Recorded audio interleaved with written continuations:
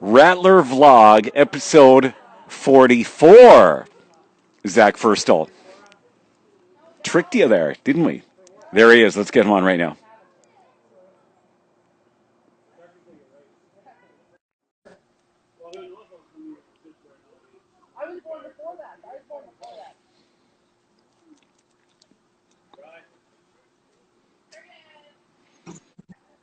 Dude, thanks for being patient, man. No problem. We got you loud and clear. You can hear me fine. Yeah. You got it all set up, man. You got the stand. You've got like the camera perfectly centered on you. Nobody else is as prepared as you are for this thing. So good for you, pal. No. Where? Yeah, I had time for this. Yeah. Hey, dude, where are you at right now? And give us a quick little update of what's going on this summer for you. I'm in Bow Island right now at the Byam's place, but I'm back in Medicine Hat. This summer I was just hanging around at home in Moose Jaw, Regina, just playing a little bit of beach volleyball, and couldn't get a job, so I was just doing stuff around the house, staining the fence, and yeah, that's about it. It's not a lot going on in Moose Jaw these days. Moose Jaw, Regina. You're looking for work, and it's just nothing really panned out. Is that kind of what you're saying? Yeah, like I had a job lined up for the summer at Yara, so it's a fertilizer company. Okay. And they didn't have their summer student program there this year due to COVID, so couldn't find anything else after that. Got you. Your signal's looking really fuzzy here. Are you on Wi-Fi? Or are you just doing data from your phone, or what are you doing there? I'm on Wi-Fi. I can change it to data right now. Yeah, if you wouldn't mind trying that out, and if we get disconnected, we'll just restart the broadcast because it's really fuzzy. Okay. I can't even really make out your face there. So.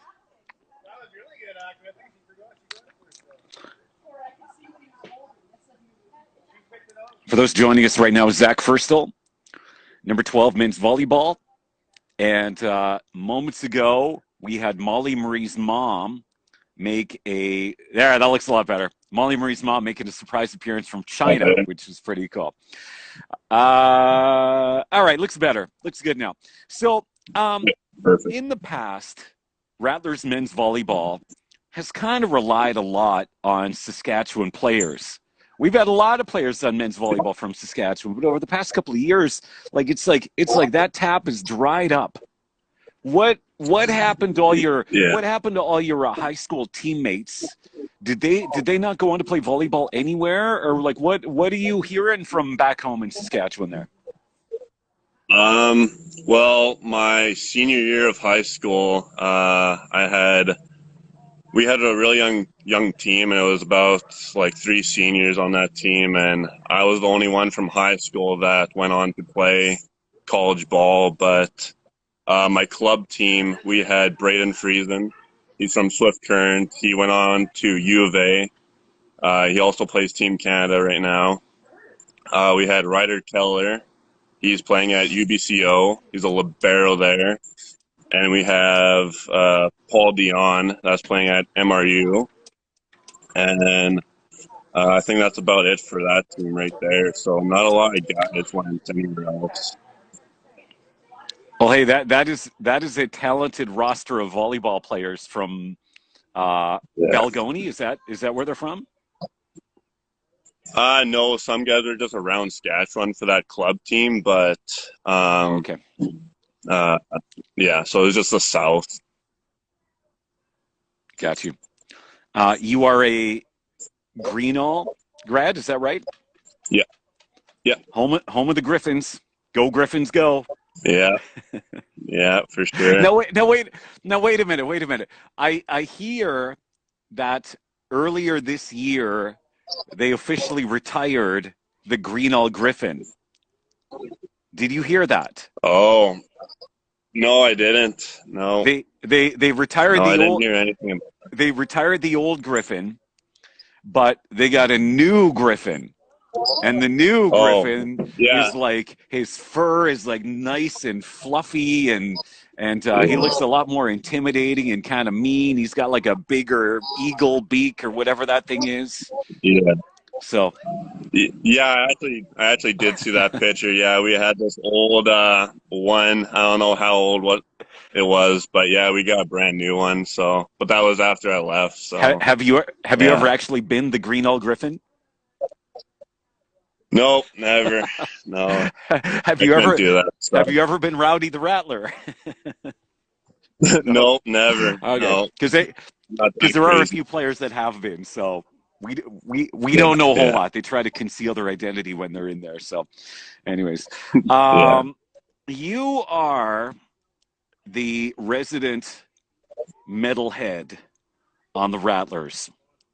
You're the yeah, guy that when they need music to just crank up that intensity level, man, they say, Zach, damn it, help us out here, pal.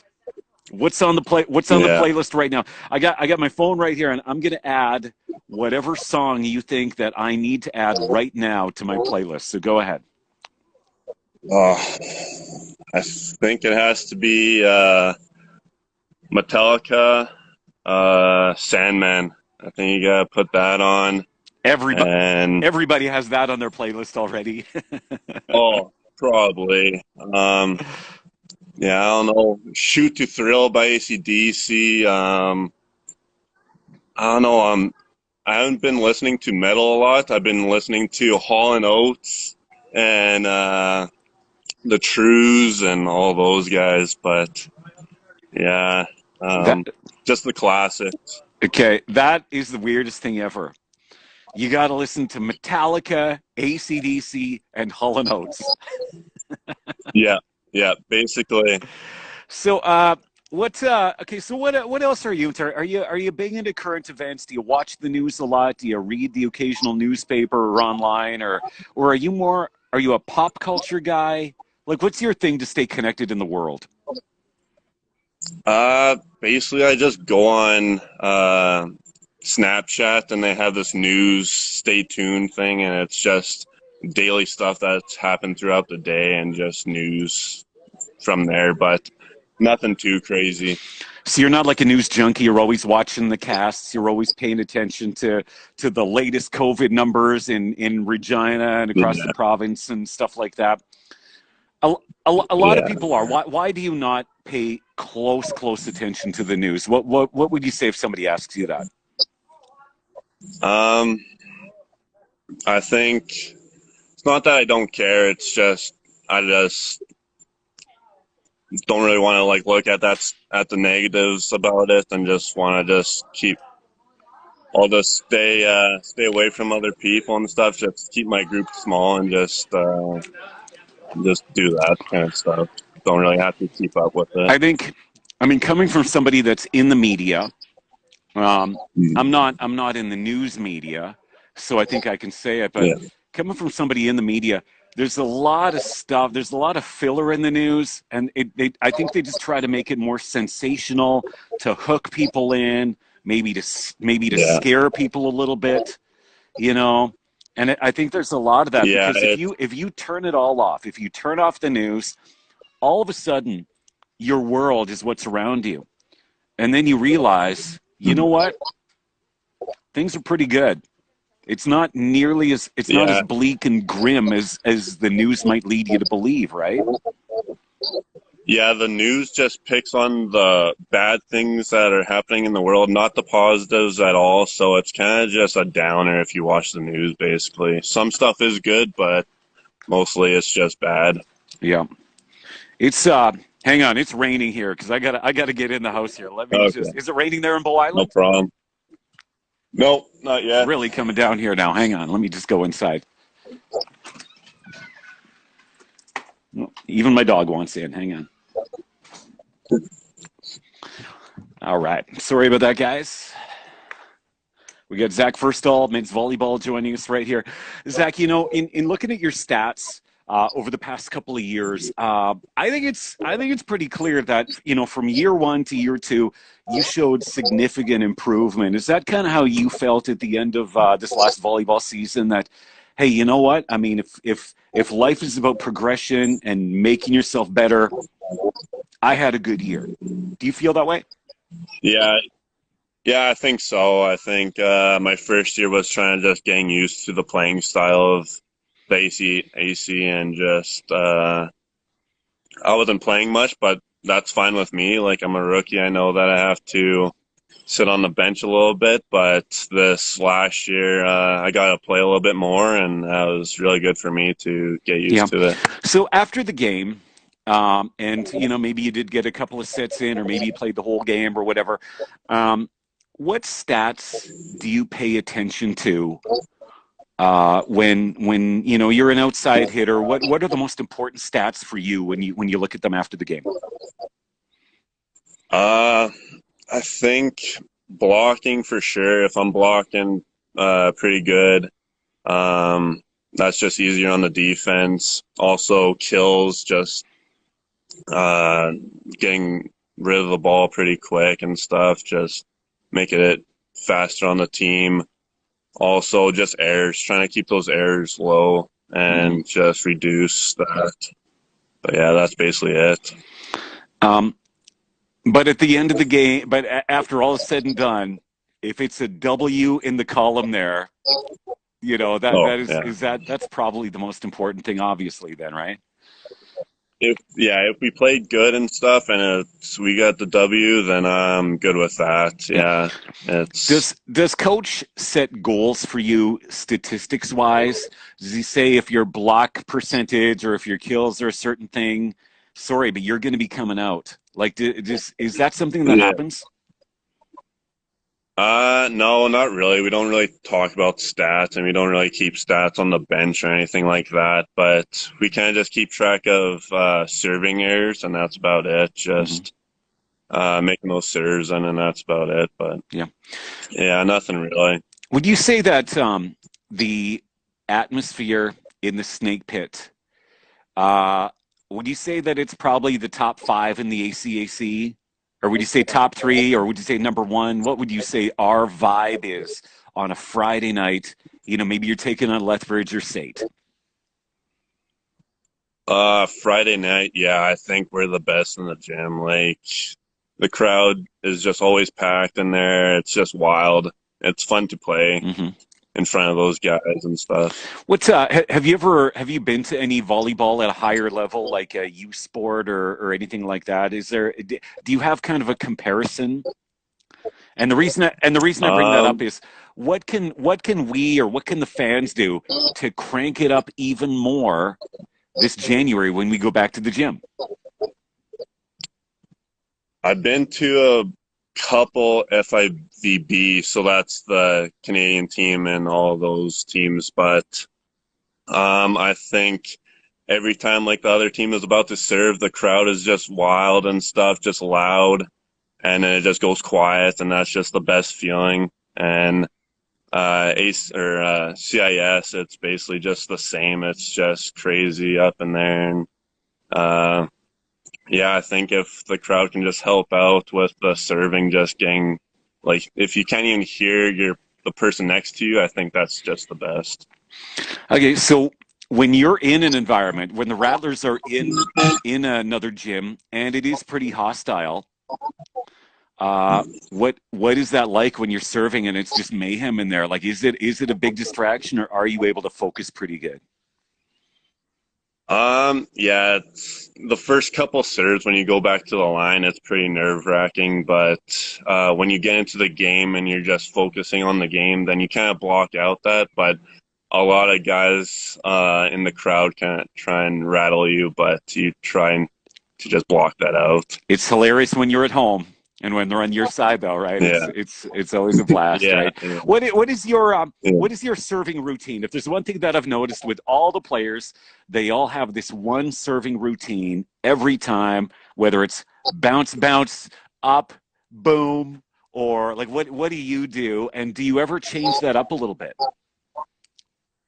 Um, when I was doing float serves, I used to just like bend over and just like set the ball on the ground, and then kind of just have the label facing me when I'm about to serve, and then I toss it up and I hit it. But for spin serves, I just stand straight up, just do the same thing, just set and just have that label facing me, and then I go and toss it up, and that's about it. Are you one of these guys that when you do the toss up, it's like almost to the roof? I always find that so impressive. Some of these guys, they throw it up so high. Yeah, I try and keep it low. My first year definitely like tried keeping it low, and I just like hit it like just barely over the net, and it was kind of just like shooting right at the guys on the other side. But I'm trying to get a higher toss so I can just fully extend my body and try and get a better hit. Okay. Now, when you say when you did a floating serve, is that kind of when the ball has a lot of motion on it and it's almost kind of like a knuckleball when it goes across? Is that what you're saying? Yeah, yeah, And yeah. what is the key to that? Is the key like having the little stem hole? Is the key to that having that face forward as it goes across the net? Or what are the physics behind a good serve?